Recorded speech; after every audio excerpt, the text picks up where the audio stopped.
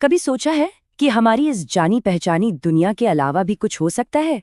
आज हम ऊंचे आयामों यानी हायर डायमेंशंस की उसी दिमाग घुमा देने वाली दुनिया में उतरने वाले हैं और देखेंगे कि जो हम फिल्मों में देखते हैं और जो विज्ञान कहता है उसमें आखिर फर्क क्या है।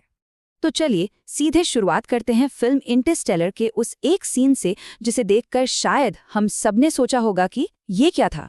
फिल्म के हिसाब से ये सब एक टेसरैक्ट के अंदर हो रहा है। अब ये टेसरैक्ट क्या है? इसे ऐसे समझिए कि ये एक क्यूब का 4 आयामी मतलब 4D वर्जन है। इस जगह पर समय एक फिजिकल चीज बन जाता है, जैसे लंबाई या चौड़ाई, जिसमें कोई भी आगे पीछे जा सकता है। और यहीं पर एक बहुत ही जबरदस्त सवाल खड़ा होता है। क्या ये सिर्फ फिल्मी कल्पना है या इसके पीछे कोई असली साइंस भी है? खासकर तब जब सुपर स्ट्रिंग थ्योरी जैसी चीजें हमें बताती हैं कि हमारे ब्रह्मांड में 3 या 4 नहीं बल्कि 10 आयाम हो सकते हैं। तो चलिए इसी बात पर एक आइडिया देखते हैं जो इंटरनेट पर खूब चलता है। ये आइडिया कि हर अगला ऊंचा आयाम हमें एक नई कमाल की सुपर पावर देता है। अब इस थ्योरी में जो सबसे कमाल की बात है ना, वो ये है कि ये शक्तियां कैसे बढ़ती चली जाती हैं। चौथे और 5वें आयाम में कोई सिर्फ समय का दर्शक होता है, लेकिन छठे आयाम तक पहुंचकर वो अलग अलग टाइमलाइंस में से चुन सकता है और आखिर में 10वें आयाम पर वो खुद ही असलियत का रचयिता बन जाता है। मतलब इस आइडिया के मुताबिक 10वें आयाम पर पहुंचने का मतलब है पूरे ब्रह्मांड पर, मतलब हर चीज पर पूरा कंट्रोल हासिल कर लेना। लेकिन इस कल्पना की उड़ान में और आगे बढ़ने से पहले 1 मिनट रुकना जरूरी है। एक बहुत ही बुनियादी सवाल पूछना जरूरी है। क्या ये सच में भगवान बनने की कोई सीढ़ी है या फिर साइंस की परिभाषा कुछ और ही ज्यादा जमीनी है? इसको समझने के लिए चलिए थोड़ी देर के लिए सारी सुपर पावर्स भूल जाते हैं और डायमेंशंस को बिल्कुल जीरो से, मतलब एकदम शुरुआत से बनाना सीखते हैं। चलिए जीरो से शुरू करते हैं। सोचिए एक 0 आयामी दुनिया। ये कुछ नहीं, बस एक बिंदु है, एक डॉट।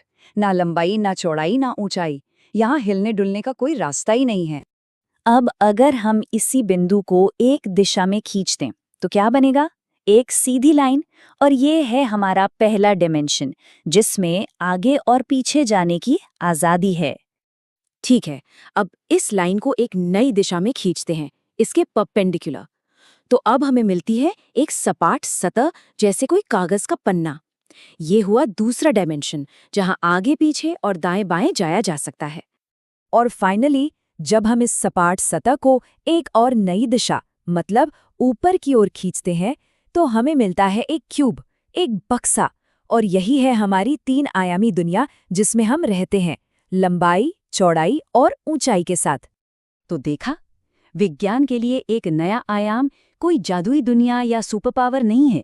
ये बस घूमने फिरने के लिए एक और दिशा है, एक और डिग्री ऑफ फ्रीडम। तो अब जब हम साइंस की परिभाषा समझ गए हैं, तो चलिए वापस चलते हैं और फिल्म की कल्पना और विज्ञान की हकीकत को आमने सामने रखते हैं। तो फिर एक फिजिसिस्ट के लिए चौथा आयाम क्या हुआ? सीधी सी बात है, हिलने डुलने की एक और दिशा। कल्पना करने की कोशिश कीजिए, एक ऐसी दिशा जो हमारी लंबाई, चौड़ाई और ऊंचाई, इन तीनों के परपेंडिकुलर हो। ये एक ऐसी दिशा है जिसे हम देख नहीं सकते, महसूस नहीं कर सकते, पर गणित में ये मुमकिन है।